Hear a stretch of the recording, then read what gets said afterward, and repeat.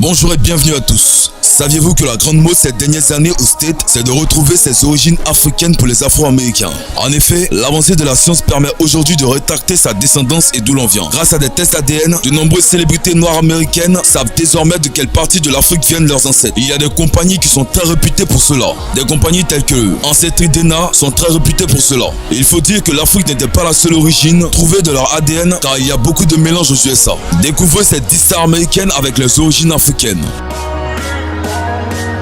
Avant de commencer, si vous êtes nouveau, abonnez-vous à la chaîne et activez la cloche de notification pour ne plus jamais rater une vidéo. Oprah Winfrey. Pour ceux qui ne connaissent pas cette dame fantastique, elle est une très grande animatrice télé aux États-Unis et elle se fait surnommer la reine de tous les médias. Née dans un milieu modeste dans le Mississippi, abusée sexuellement par plusieurs membres de sa famille à l'âge de 9 ans, elle s'est taillée un empire qui vaut aujourd'hui 3 milliards de dollars. Trimballée entre sa grand-mère, sa mère et son père, elle trouve finalement sa voix à l'âge de 17 ans lorsqu'elle fait ses débuts de reporter sur une radio locale. La radio n'était qu'une petite étape et c'est la télévision qui va faire d'elle une reine. Particulièrement douée et à l'aise dans le domaine du talk show, elle lance en 1986 l'émission The Oprah Winfrey Show. Elle a révolutionné le genre du talk show people au milieu des années 90, façon confession publique où les plus grandes célébrités se sont livrées sans détour, de Michelle Obama à Tom Cruise en passant par Michael Jackson, de qui nous parlerons aussi dans cette vidéo. C'est d'ailleurs cet entretien avec Michael Jackson qui la fera connaître dans le monde entier. À l'antenne jusqu'en juin 2011, ce show très à l'américaine est tout simplement le programme le plus visionné de l'histoire de la télévision. Un tel succès a eu des répercussions sur la vie d'Oprah Winfrey. Concernant ses spécialités, elle est la première afro-américaine à être milliardaire et à entrer dans le top 100 du magazine Forbes. C'est la première femme de l'histoire à présenter et à produire son talk show. Son show télévisé est diffusé dans 112 pays à travers le globe. C'est en 2005 qu'Oprah Winfrey fera un test ADN et découvre qu'elle est descendante des Pels, un groupe ethnique au Nigeria, des Bamileke au Cameroun et de Zambie. Depuis le test, elle est restée très proche de ses origines africaines. Elle a ainsi fondé en 2007 une école pour filles en Afrique du Sud.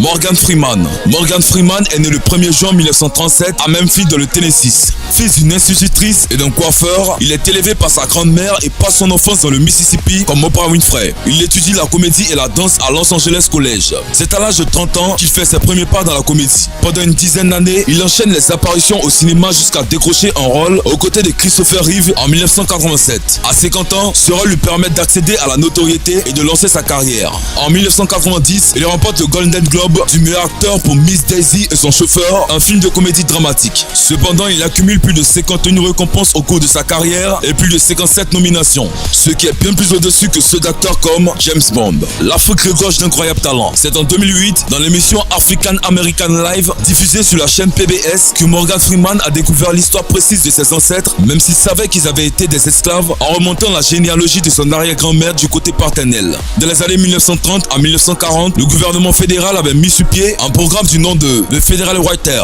Il s'agissait notamment d'envoyer des enquêteurs, parfois des écrivains d'ailleurs, recueillir la parole d'anciens esclaves encore en vie. Les enquêteurs tombèrent sur une certaine Cindy Anderson, originaire du Mississippi. L'acteur Morgan Freeman a découvert que ses ancêtres étaient originaires du Niger. Michael Jackson. Quand Michael Jackson partait à la recherche de ses ancêtres en Côte d'Ivoire. En 1992, des tests ADN ont mené le roi de la pop dans la petite ville ivoirienne de Krendiabo. L'histoire est assez méconnue. À la recherche de ses origines, le roi de la pop fait des tests ADN. L'afro-descendante découvre que ses ancêtres, vendus comme des esclaves pour rejoindre les États-Unis, sont nés à Krendiabo, une ville appartenant au royaume prospère de Saint-Louis, surnommé le berceau de la Côte d'Ivoire. Michael Jackson organise alors son pèlerinage. Patrick Kaka, conseiller du roi Amon Ndouffou, n'en revient toujours pas. Nous étions en réunion lorsque nous avons appris qu'un Américain noir allait venir ici. Pour nous, c'était comme une blague. Tous les natifs du royaume sont invités à l'accueillir. Sa visite a suscité une joie inoubliable dans tout le royaume. Michael Jackson a été reconnu prince puisque sa famille possédait l'un des 48 sièges du royaume. Il a pleuré de joie. Le poids de l'histoire ressurgit et les retrouvailles avec ses cousins éloignés émeuvent. Il y avait des vieilles, aujourd'hui décédées, qui ont pleuré. Tout le monde avait les larmes aux yeux. Cette famille a été déportée jusqu'aux USA. C'était quand même dur, ajoute Patrick Kaka. Des années plus tard, la mort brutale de la star à 50 ans après une surdose médicamenteuse le 25 juin 2009 est un choc à Krendiabo. Le royaume entre même en contact avec les ambassades des États-Unis pour demander le rapatriement du corps. Sans succès, ils organisent néanmoins des funérailles auxquelles assiste une partie de la famille de Michael Jackson ainsi que de noirs américains. Se rappelle Blazinda, porte-canne à la cour royale et fan du chanteur. Cependant, le fait que Michael Jackson soit d'origine ivoirienne afflige les médias occidentaux. Ils en ont ri, voire même tourné au ridicule ces vidéos de certains médias occidentaux montrant le peu panier réclamait le retour sur cette terre du corps du roi de la pop. Bizarre alors que tous les Américains noirs ont une origine africaine. Qu'est-ce qui est si surprenant?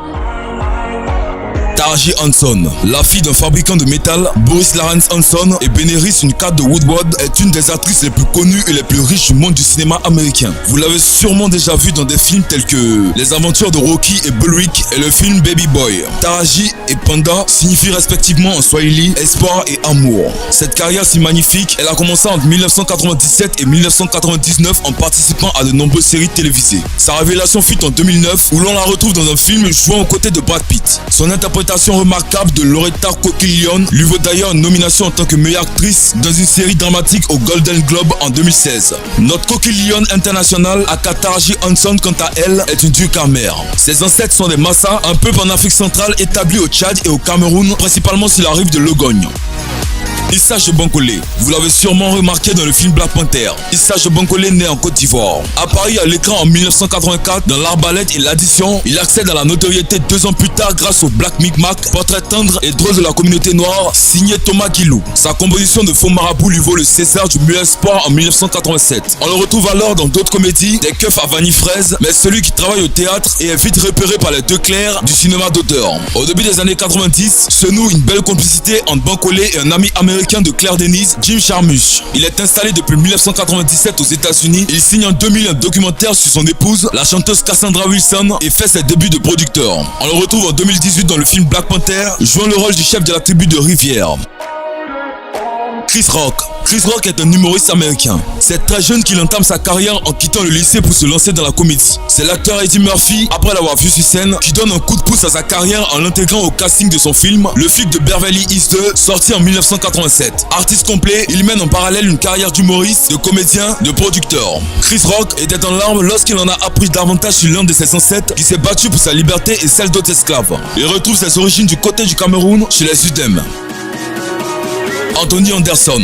Vous le connaissez? Si vous niez, c'est certain que vous ne dites pas la vérité. Les tests ADN du comédien Anthony Anderson ont révélé que ses ancêtres étaient Boubou et Tikar, Ossa et Fulani au Cameroun. L'acteur a révélé qu'il espérait venir au Cameroun pour le côté artistique. Qui aurait pu imaginer que ce gars cool était camerounais? Visiblement, les Camerounais font fort dans cette liste.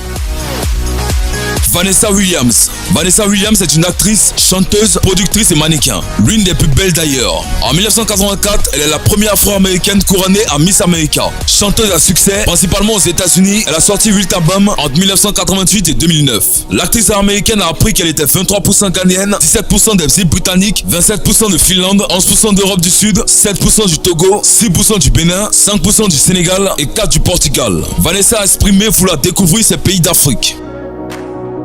Don Cheadle. Don intègre la franchise cinématographique produite par Marvel Studios à partir du film Iron Man 2 dans le rôle du colonel James Rhodes qu'il continue à tenir dans Iron Man 3 en 2013, Avengers en 2015, Captain America en 2016, Avengers en 2018 et Avengers Endgame en 2019. L'acteur est originaire du Cameroun.